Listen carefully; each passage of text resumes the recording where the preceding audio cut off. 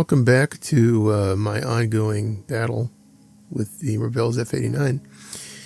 Right now, before I get any older, I'm going to drill out these holes in the wing for the external drop tanks on my F-89D.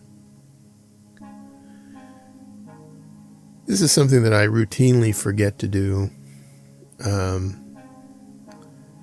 because I have a habit or a history of forgetting to do this. I want to make sure I get in there and do it when I can.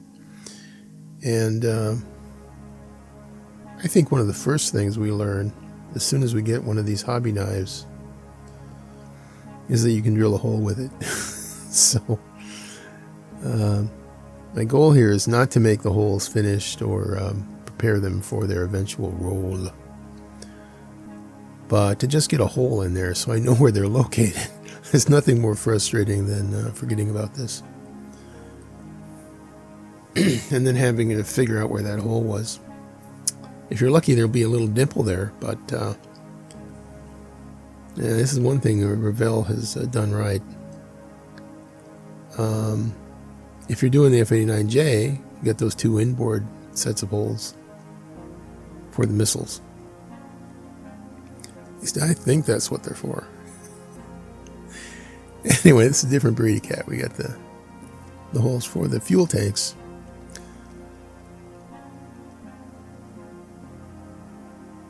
And there they are.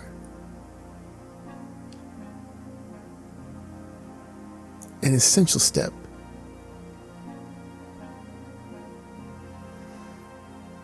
Okay, I've got all these parts laid out here because I want to demonstrate a tool that it's one of my primary tools. It's right up there with the reverse action tweezers and the hobby knife. You'll notice that there is a little a plastic tag or tab attached to this canopy. I'm putting this canopy together. I may not use it though. This is the tool that I'm not going to cut my thumbnail with. It's a nail clipper. Nothing complicated about it. It's a nail clipper. Okay, there is one complicated thing. The fact that the actual jaws don't have that curved in shape, that concave shape. The jaws for this kind of work should either be straight across or slightly convex. Notice how I get right in there really close and cut that off clean.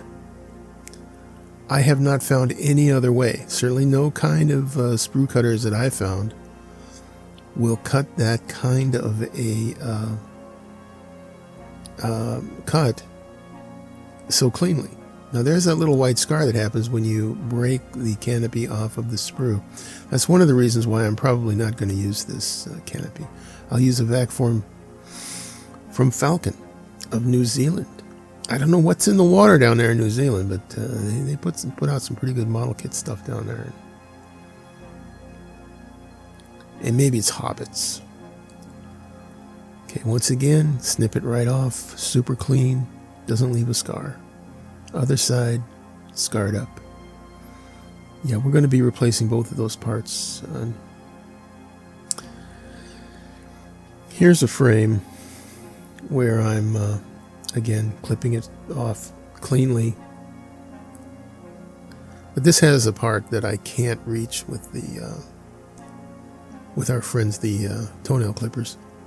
I can't reach it with that, so I'm going to have to get a sprue cutter. But since this is going to be assembled just to make it easier for me to trim the Falcon vac form, I'm not going to get that uptight about it. So, whoops, put it on backwards. Well, how many times is that? And there it is. It looks pretty good. But I am going to use the vac form. There it is. All the rest of those parts get the same thing. And here we are. Some of those parts have been rolled up a piece of tape, stuck it to the workbench, and stuck some parts to it. And here's where I'm going to make a speech about tedium. When you paint with a brush, you are going to be doing things that I have been told multiple times are tedious. The way I paint things, and then I paint them, and then I paint them again. Now, in the hustle culture in the USA, this is just considered blasphemy of the worst kind. On the other hand, I'm telling you that there really isn't an easier or better way to do this with a brush. I'm going to paint both sides of this part, and all these parts are going to get painted all the way around. But to hold them down and keep them from blowing away or getting misplaced, I'm sticking them to this tape.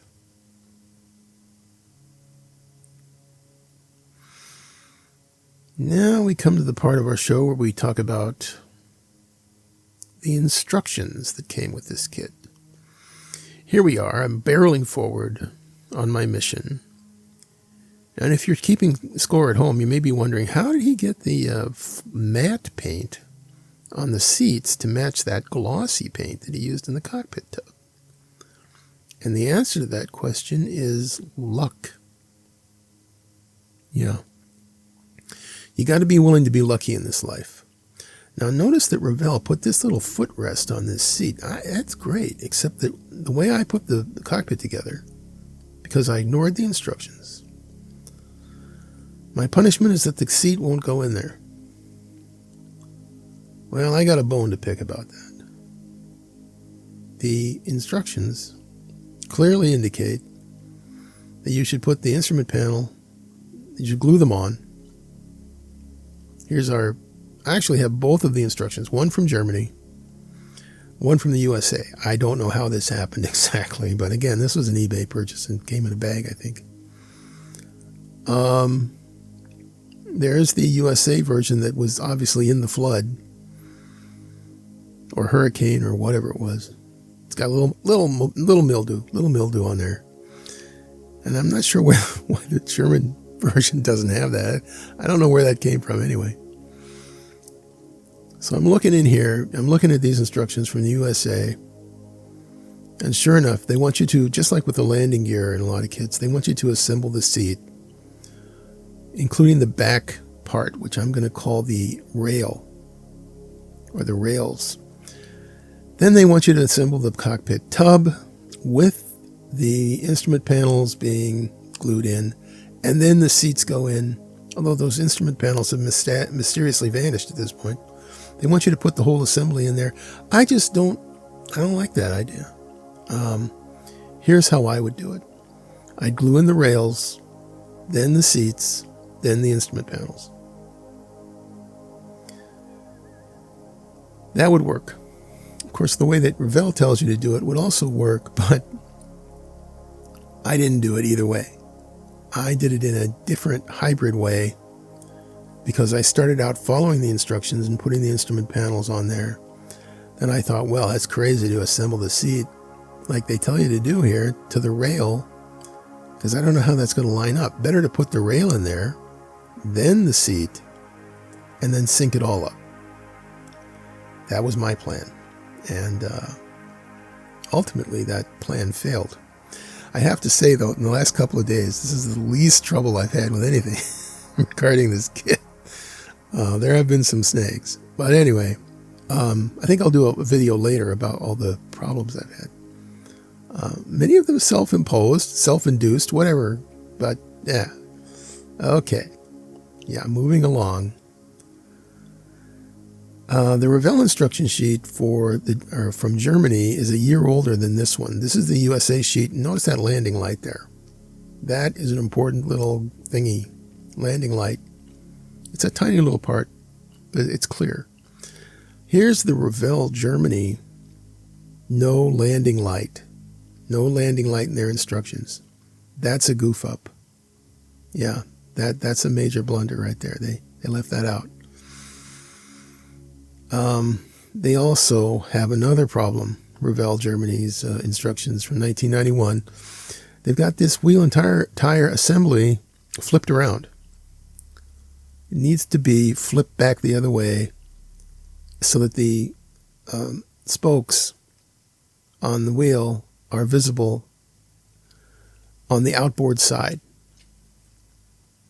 So that's wrong. You just need to, don't follow that drawing. Flip that wheel and tire assembly around when you glue it on the landing gear. Anyway, its time has come. The time has come. We're going to have to do some amputations here. We get out our sprue cutter and we're going to truncate the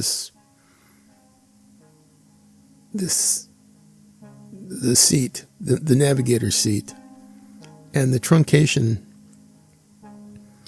is going to occur because, yes, I did it. I put it together wrong, and I've got to do this. Now I have to get rid of that fancy footrest.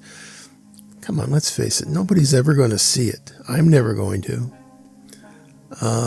At the way things are going right now, I'm going to put a closed canopy on this anyway. It'll be a vacuum-formed canopy, so it'll be very thin, but you'll be able to see through it, but you won't really be looking through there and seeing that footrest thing. Okay, there goes the seat. Finally, in there. There it goes. Yay. Little shake. Line it up. There's the seat. Yeah. I'm reasonably happy with that. Let's put it that way.